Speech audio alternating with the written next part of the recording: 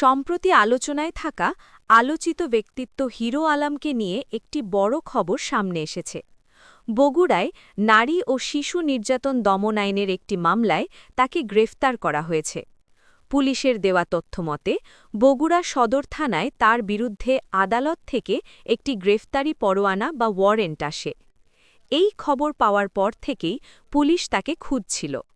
ঘটনাটি ঘটে যখন হিরো আলম বগুড়া থেকে ঢাকার দিকে যাচ্ছিলেন। পুলিশ তথ্য প্রযুক্তির সহায়তায় জানতে পারে তিনি মহাসড়কে রয়েছেন।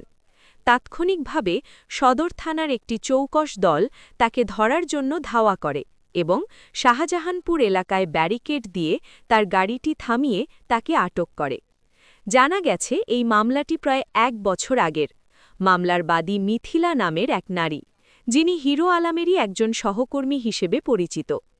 পিবিআই দীর্ঘ তদন্ত শেষে আদালতে প্রতিবেদন জমা দিলে আদালত এই গ্রেফতারি পরোয়ানা জারি করেন। বর্তমানে তিনি পুলিশি হেফাজতে রয়েছেন এবং এই বিষয়টি নিয়ে আইনি প্রক্রিয়া চলছে।